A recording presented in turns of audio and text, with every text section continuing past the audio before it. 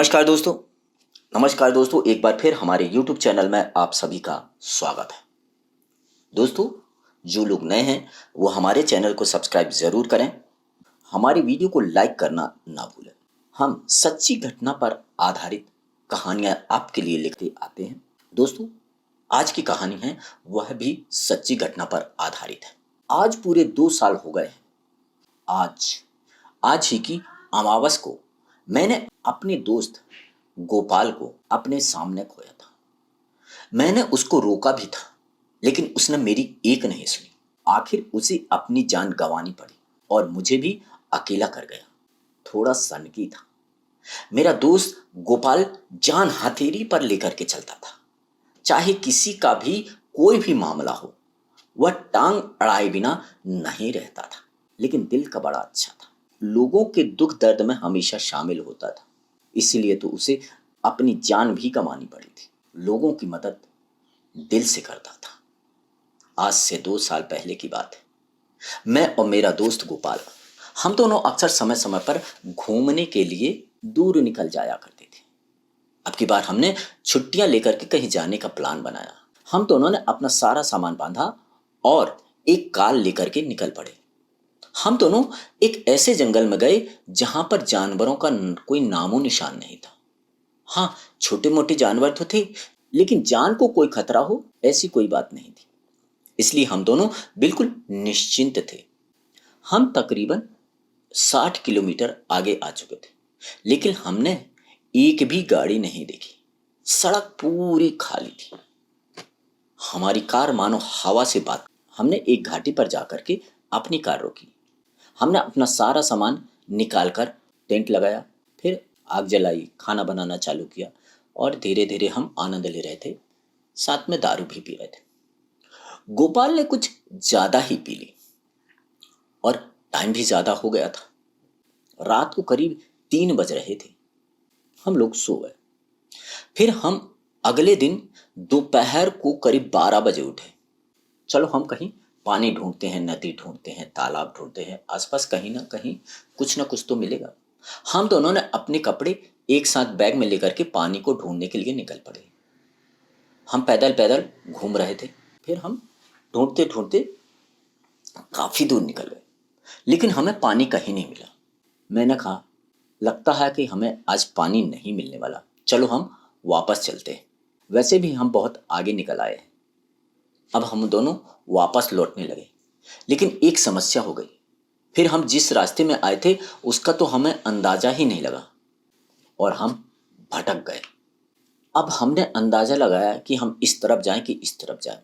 हमने अंदाज लगाया कि हम मेन रोड की तरफ निकलते हैं और हमने मेन रोड की तरफ चल पड़े और हमें मेन रोड पर पहुंच गए। फिर वहां से हमारा जहां टेंट था हम उस तरफ निकले, लेकिन हम शायद उल्टी दिशा की ओर आ गए। अब धीरे धीरे अंधेरा भी हो रहा था। हम सोच रहे थे कि अंधेरा होने से पहले हम टेंट पर पहुंच जाएं। अब हमें पानी की आवाज आनी चालू हुई। हमने देखा एक नदी बह रही है। पुल दिखा। हम पुल पर आ गए। वाह, क्या मस्त हवा चल रही थी, ठंडी हवा। जहां पानी होता है वहां पर ठंडी हवा चलने लगती है। हम ठंडी हवा में पुल की रेलिंग पर बैठ गए। तभी दूर कहीं भेड़िए की रोने की आवाज आई। हम दोनों खड़े हो गए। तभी हमने देखा कि आकाश में एक काला रंग का पक्षी उड़ रहा था और कुछ चिल्ला रहा था, मानो वह कहना चाह रहा हो कि हम यहां से चले जाएं, यहां रुकना ठीक नहीं है। मैंने गोपाल से कहा, यहां से चलते हैं। कुछ अजीब सा लग रहा था। अजीब सी आवाज आनी चालू हुई। गोपाल बोला, थोड़ी देर और रुकते हैं। और वहां बहुत अच्छा मौसम था, लेकिन चारों ओर कुछ डरावना सा लग रहा था। तभी मेरी आंखें फटी की फटी रह गई। गोपाल के पीछे एक लड़की खड़ी थी। दूर से वह दिखने में बहुत सुंदर लग रही थी, परंतु अचानक मैं देख करके डर गया। गोपाल मुझे पूछने लगा, क्या हुआ? इतने में वह लड़की पुल की रेलिंग पर चढ़ गई और नीचे पानी की तरफ देखने लगी। मैंने गोपाल से कहा, देखो वह लड़की क्या कर रही है। गोपाल ने पीछे मुड़ करके देखा। अरे, वह तो आत्महत्या करने वाली है। गोपाल दौड़कर उसके पास गया। तब तक वह उसको पकड़ पाता, लड़की पानी पे छलांग लगा चुकी थी। गोपाल रुको रुको रुको करता रह गया और उसे पकड़ने के लिए दौड़ा। गोपाल अब कभी उसे दिखता कभी मुझे दिखता। मैं भी दौड़ करके गोपाल के पास चला गया, उस लड़की को देखने लगा। वह लड़की चिल्ला रही थी, बचाओ बचाओ बचाओ, सहायता के लिए हमें पुकार रही थी। गोपाल ने अपनी शर्ट निकालकर मेरे मुंह पर फेंका और रेलिंग पर चढ़ गया। मैंने उसको रोका और उसका हाथ पकड़ने की कोशिश की, लेकिन तब तक देर हो चुकी थी। वह पानी में कूद चुका था। पानी में कूदते ही वह लड़की गायब हो गई।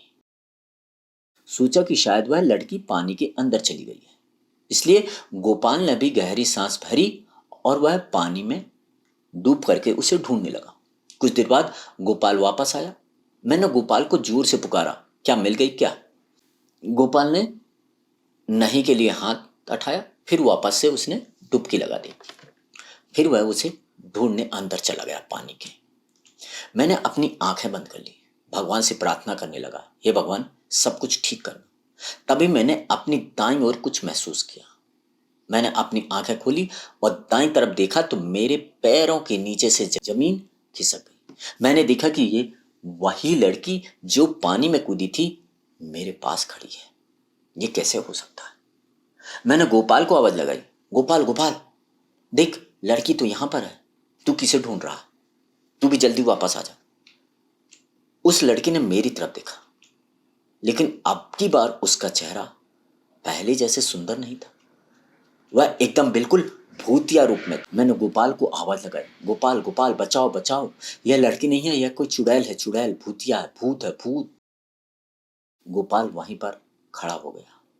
अब गोपाल हिल भी नहीं रहा था, जैसे बर्फ के समान जम गया। मैंने पहली बार किसी चुड़ैल को इतनी करीब से क्या पहली बार देखा था।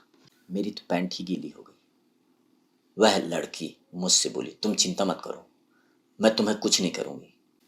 हाँ, लेकिन मैं तुम्हारे दोस्त को जरूर खा जाऊंगी। अब मेरी धड़कन बढ़ने लगी।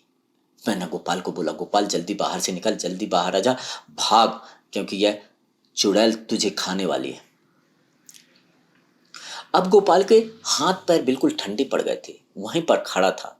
वह ना हिल पा रहा था ना डुल पा रहा था। एक बार फिर लड़की पुल की रेलिंग पर खड़ी होकर के गोपाल के ऊपर के कूद गई और गोपाल को लेकर के पानी के अंदर चली गई। मैं भी कुछ न कर सका।